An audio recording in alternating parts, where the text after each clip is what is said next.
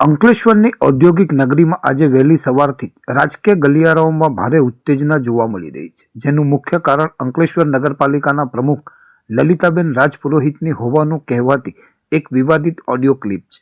આ વાયરલ ક્લિપમાં પાલિકા પ્રમુખ દ્વારા નગરમાં દિહાડી મજૂરો લાવી સફાઈની કામગીરી કરતા એક સ્થાનિક કોન્ટ્રાક્ટર પાસે કથિત રીતે 50,000 રૂપિયાની માંગણી કરવામાં આવી હોવાનો ગંભીર ગણગણાટ સાંભળવા મળી રહ્યો છે. અહેવાલો મુજબ સફાઈ કામગીરીના પેમેન્ટ અથવા મજૂરોના કામને અવરોધ વગર ચાલુ રાખવાના બદલામાં આ રકમની માંગણી કરવામાં આવી હોવાનું ચર્ચાઈ રહ્યું છે. સોશિયલ મીડિયામાં આ ક્લિપ વાયુવેગે પ્રસરતા જ સત્તાધારી પક્ષના સંગઠનમાં સોપો પડી ગયો છે અને પાલિકાના વહીવટમાં ચાલતી લેતી દીતીના કિસ્સાઓએ જાહેરમાં આવતા ચર્ચાઓએ જોર પકડ્યું છે. બીજી તરફ આ ઓડિયો ક્લિપ સામે આવતા જ વિપક્ષી નેતાઓ મેદાનમાં આવ્યા છે અને શાસક પક્ષ પર આકરા પ્રહારો કર્યા છે. વિપક્ષે આક્ષેપ કર્યો છે કે સામાન્ય મજૂરો પરસેવો પાડીને શહેરને સાફ રાખવાનું કામ કરે છે, ત્યારે તેમની મજૂરીમાંથી પણ હિસ્સો માંગવો તે નૈતિકતાનું અધપતન સૂચવે છે. વિપક્ષી સભ્યોએ આ મામલે ઉચ્ચ સ્તરીય તપાસની માંગ કરતા જણાવ્યું છે કે જો પાલિકાના સર્વોચ્ચ પદ પર બેઠેલ વ્યક્તિ જ આ પ્રકારે આર્થિક વ્યવહારોની માંગણી કરતી હોય તો સામાન્ય જનતાના કામો કઈ રીતે થતા હશે તે મોટો પ્રશ્ન છે. જોકે આ સમગ્ર વિવાદ અંગે હજુ સુધી પાલિકા પ્રમુખ લલિતાબેન રાજપુરોહિત કે ભાજપના કોઈ હોદ્દેદાર દ્વારા સત્તાવાર નિવેદન આપવામાં આવ્યું નથી. આ ઓડિયો ક્લિપ સાચી છે કે કોઈ રાજકીય ષડયંત્રનો ભાગ તે તો તપાસ બાદ જ બહાર આવશે, પરંતુ હાલમાં તો આ ઓડિયોએ અંકલેશ્વરના રાજકારણમાં ગરમાવો લાવી દીધો છે અને પાલિકા પ્રમુખની છબી સામે અનેક સવાલો ઊભા કર્યા છે.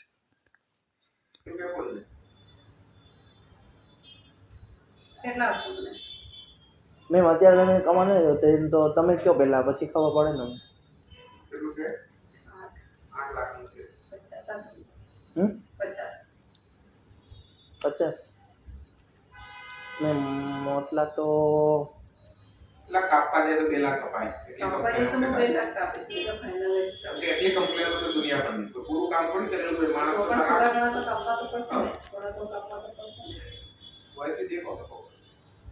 કઈ નહીં મેમ, મેં મારી રીતના વાત કરીને પછી તમને પાછો કહો. હું ઓછી તો ડિસિઝન નહીં લઈ શકું. કઈ નહીં, પછી આપણે તમને કહું.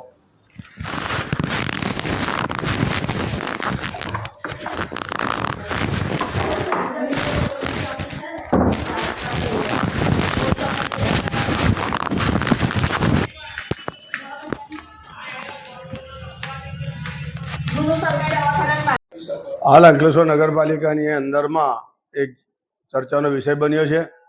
એ ક્લિપ જે 50,000 માંગણા કરવાની છે તે કોન્ટ્રાક્ટર પાસેથી, તેનું ફરતા અમારા કાન સુધી બી વાત આવી અને સાંભળી મને બહુ દુઃખ જેવું થયું કે યાર એટલા બધા હદે પર આ લોકો પહોંચી ગયા છે કે એક કોન્ટ્રાક્ટર 8 લાખ રૂપિયાનું કામ કરે, તેની મજૂરી બચાવે, કામ કરે, ચોખ્ખાઈ કરે. એક ફેરી તમને સર્ટિફિકેટ મળ્યું છે સાફ સફાઈ અભિયાનનું આ 2-5 દિવસ પર જ, અને તેની અંદરમાં આ પૈસાની ખાયકીવાળો જો પ્રશ્ન ઊભો થયો હોય 50,000નો, એ બહુ દુઃખ અને શરમવાળી વાત છે.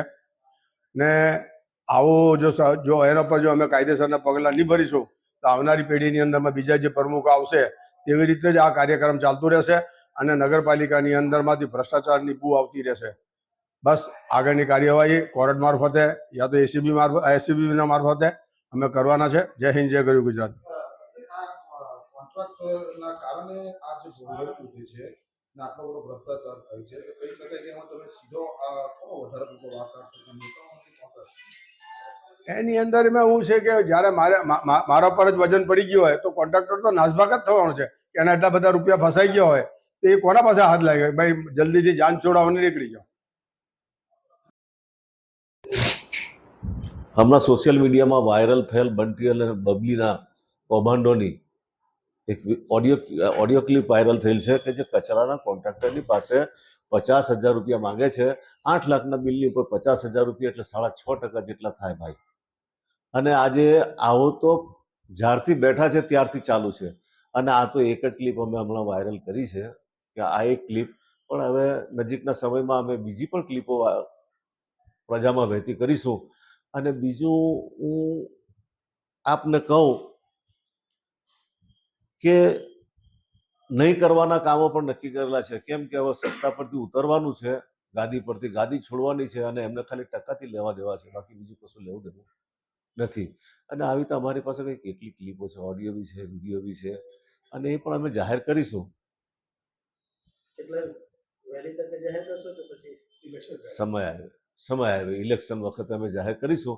અને આ તો વાસુભાઈ એક વસ્તુ કહી દઉં કે આપણા ત્યાંના મિનિસ્ટર ઈશ્વરભાઈ પટેલના આશીર્વાદથી ગુજરાત ગવર્મેન્ટમાંથી આ બધી લોનો આવે છે અને આ એક નામ બગાડવા બેઠા છે એવું તમને નથી લાગતું?